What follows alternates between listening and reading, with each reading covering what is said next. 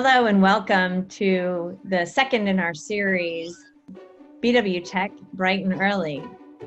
This week, we have the great pleasure of welcoming Nigel Knowles, President of RiVue. Good morning, Nigel. Good morning. How are you? I'm good. Now, to be quite honest, everybody that knows you knows that this is not bright and early. That's why I stumbled on the morning, right? That's right.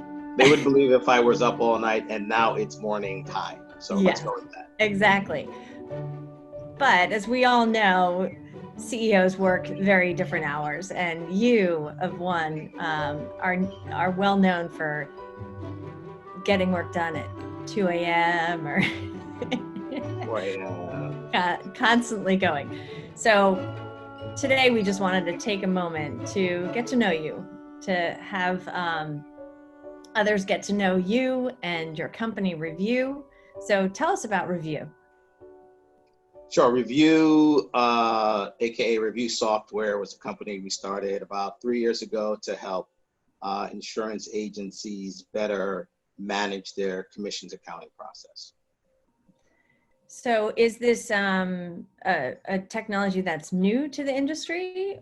Yeah, so I've been with LCG writing custom software for a long time. And we had actually developed the exact same product for 3 different agencies over the course of 5 years, which is kind of the key sign that there's a pain point in the industry. We felt that we could probably build one to deliver to the industry as a whole versus charging agencies as a one-off. So why should we be excited about this? Well, one of the things that excites me about this is for the longest time, I've always been, obviously we're a small business and I love helping other small businesses. And even though I say mid-sized businesses, and that's from a revenue standpoint, in the insurance space, most of those companies are really smaller companies, or companies that look like and feel like me. So to be able to help them, 1, count their money, and then 2, accurately pay their money, excites me. It excites them, predominantly because I know what value we're actually bringing to them, which is awesome. That's fantastic, and that is exciting. So, okay, we're in the midst of a global pandemic. Business is not as usual, right? It's just completely changed. How has this pandemic changed your business? So one of the things that actually, I guess, happened with this pandemic is it actually overlaid when we were actually rolling out. And as we were learning to roll out, because we're not a product company, it's just kind of our first time through, the traditional model of product rollout totally changed. We couldn't go out on sales calls. There's no conferences, there's no booths, there's none of that. So everything, we had to get really good at face-to-face value proposition, face-to-face demo, and remote implementation deployment, which are all big. Did your deployment time change? What were you looking at before versus now? Yeah, so deployment times, we've gotten good that I don't want to say that it's changed, it's just different. So in the past, a lot of our deployments would start with an on-site with whoever the accountant is, whoever the commissions person is. You get to know them, you go through their files. A lot of times they had a lot of paper files. That's all got to go remote now. So there's a lot of OneDrive, there's a lot of Google Hangouts, there's a lot of kind of evaluating online, which makes it tougher. A little bit more work on our side, but we're working hard to make sure that the deployment implementations haven't suffered. So how are you getting referrals in this time?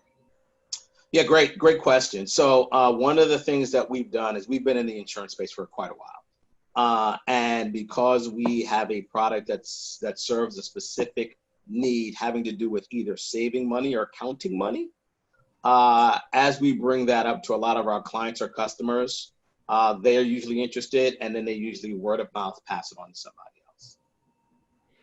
What do those numbers look like? How much money are you saving customers? Well, it's a range, right? So it depends on how complex their systems are. it's also a function of how manual their systems are. We've actually saved some clients up to $80,000, $90,000, where the carrier has cut them a check back for that amount,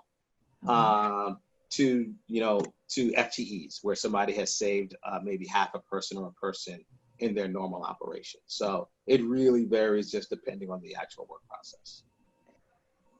So Nigel, has your strategy changed in terms of your product or your company, your management style?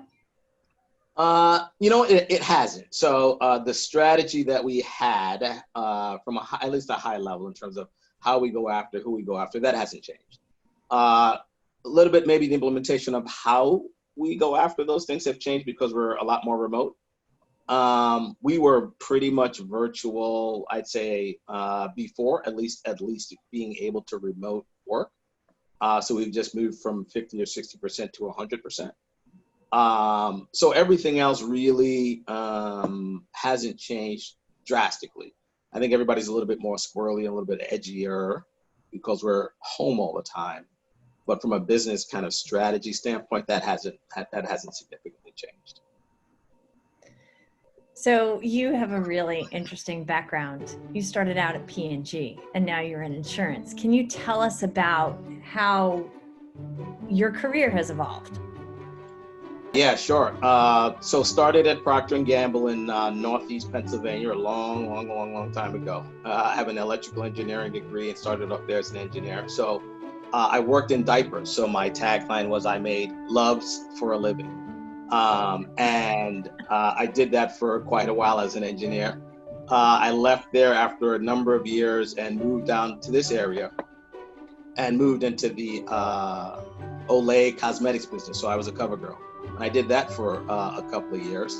And then I left and I went off to the land of where consultants go during the internet into a small business. And we started building software. And fast forward a couple of years, I ended up buying out the owner and I've been running the company for the last, 6, 7 years. So you bought out the owner of LCG. I did.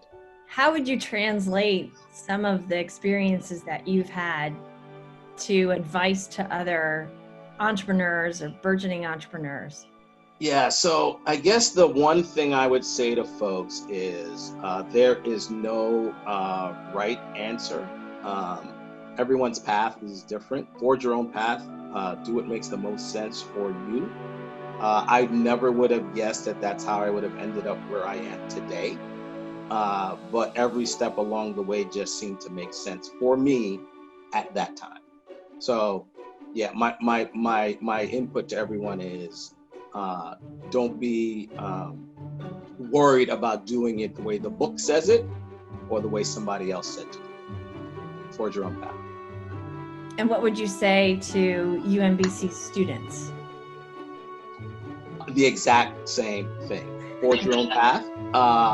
The difference is with students, the world is a totally different place right now. So anybody that you're listening to tell you how to do it, didn't do it in the world that you're living in now.